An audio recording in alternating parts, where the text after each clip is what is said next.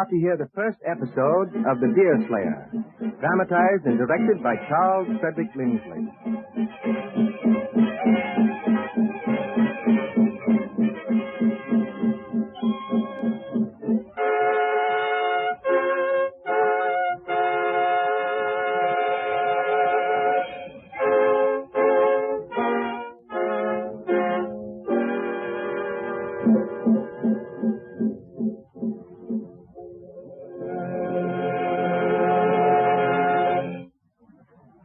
The Leather Stocking Tales, written by James Fenimore Cooper, bring to you faithfully and in detail that historic character, Natty Bumppo, variously called by his Indian friends, Deerslayer, Hawkeye, and the Pathfinder.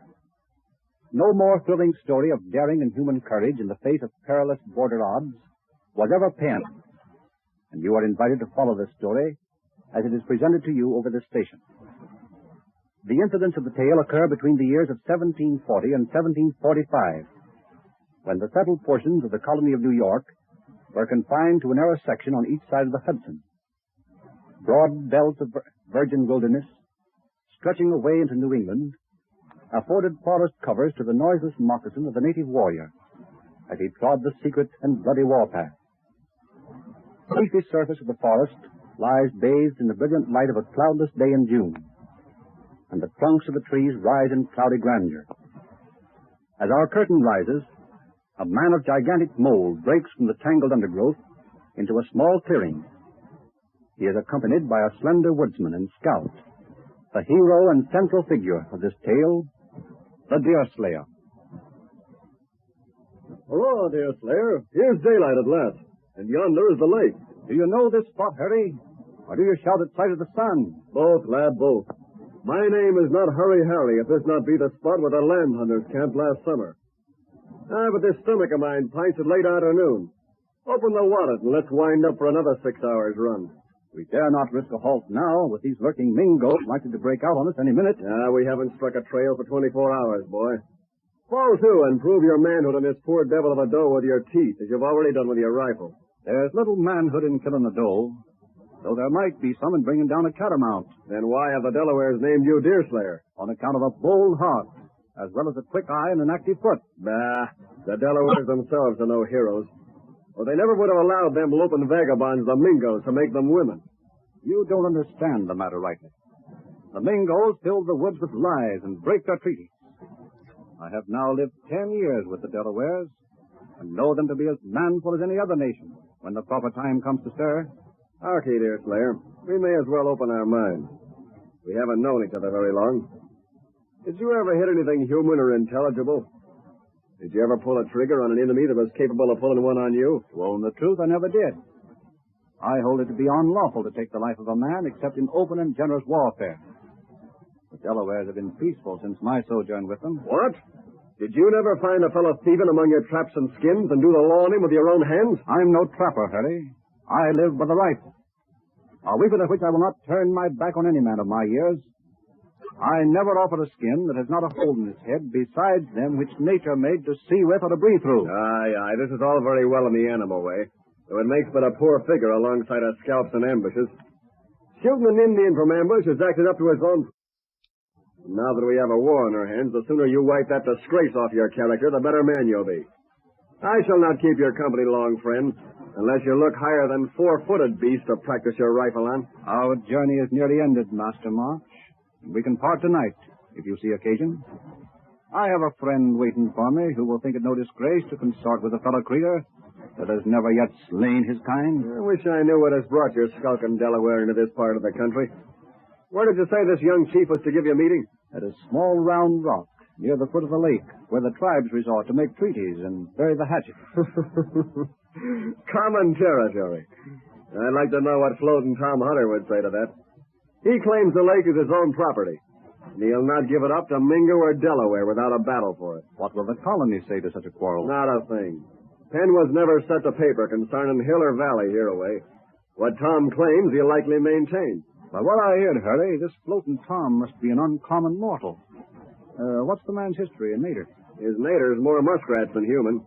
Some think he was a flea liver in the salt water, a companion of a certain kid who was hanged for piracy. Then he was wrong, Harry. A man can enjoy plunder peaceably nowhere. Some men have no peace if they don't find plunder, and some if they do. Old Tom seems to belong to neither set, as he enjoys his, if plunder he really has, with his daughters, in a very quiet and comfortable way, and wishes for no more. Ah, he has daughters, too. Is there no mother, Harry? There was once, but she's been dead and sunk these 2 good years. Sunk? I hope that's good English. The old fellow lowered his wife in the lake. He thought water washes away sin sooner than earth, I reckon. Was the poor woman uncommon wicked that her husband should take such pains with her body? Not unreasonable. She couldn't have been to have had such a daughter as Judith. I've heard the name of Judith from the Delawares, too. From their words, I do not think the girl would much please my fancy. Thy fancy. What the devil have you to do with a fancy? And that, too, concerning one like Judith. You are but a boy, a sapling. Judith has had men for her suitors. She's not likely to cast a look upon a half-grown creature like you. It is June, and there's not a cloud between us and the sun. So all this heat is not wanted, Harry. Anyone may have a fancy, and a squirrel has a right to make up his mind touching a catamount. But might not be wise to let the catamount know it. But you're young and thoughtless. I'll overlook your ignorance. Come, we'll not quarrel about a light-hearted jilting jade just because he happens to be handsome. Judith is only for a man whose teeth show the full marks, and it's foolish to be afraid of a boy. Yeah, but what do the Delawares say of her hubby? They said she was fair to look on, pleasant of speech, but over-given to admirers and light-minded. The Delawares are devils incarnate. Now, that's Judith's character to a ribbon. Tell the truth, Deerslayer, I should have married the gal 2 years ago, had it not been for 2 particular things, one of which was this very light-mindedness. And what may have been the other? T'other was an uncertainty about her having me. Yeah, she has failings that I find hard to overlook. And sometimes I swear I'll never visit the lake again. Which is the reason you always come back. Nothing is ever made more sure by swearing about it. If you knew all I know concerning Judith, you'd find a little justification for cussing. You ought to see how she wears finery and the airs she gives herself when the gallants come over from the forts on Lake Mohawk. That's unseemly in a poor man's daughter. The officers are all gentry, and can look on Judith only with evil intentions. I know. I wish to look upon her as modest and becoming. And yet the clouds that drive among these hills are not more uncertain. If I was you, I would think no more of such a woman, but turn my mind to the forest. That'll not deceive you. If you know Judith, you'd see how much easier it is to say this than it would be to do it. Could I bring my mind to be easy about the officers, I'd carry the girl off to the Mohawk by force and make her marry me, spite her whiffling.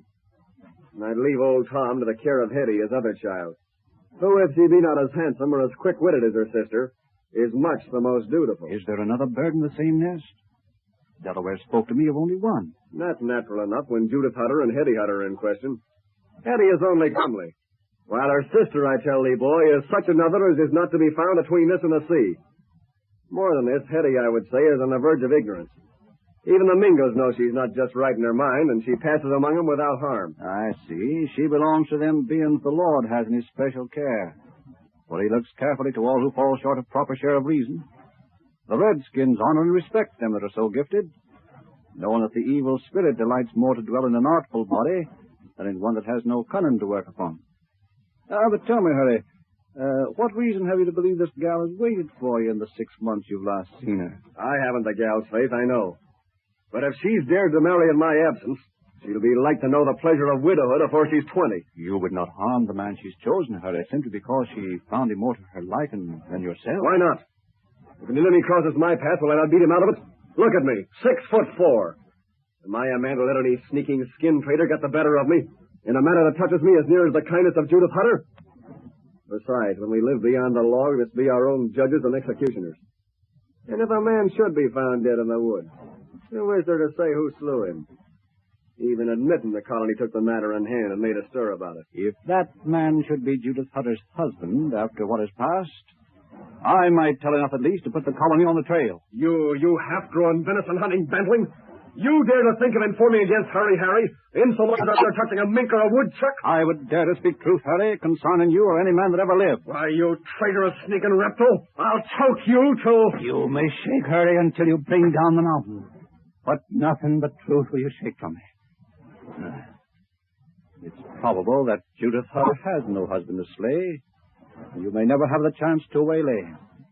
Else would I tell her of your threat in the first conversation I held with the gal. I thought we had been friends, Deerslayer. But you've got the last secret of mine that'll ever enter your ears. I want none of it to be like this. I know we live in the woods, Harry, and are thought to be beyond human laws. And perhaps we are so, in fact. But there is a law and a lawmaker that rules across the whole continent. He that flies in the face of either need not call me friend. Damn me, Deerslayer, if I don't believe you're at heart a Moravian, and no fair-minded, plain-dealing hunter as you pretended to be. Fair-minded or not, Harry. You'll find me as plain-dealing in deeds as I am in words.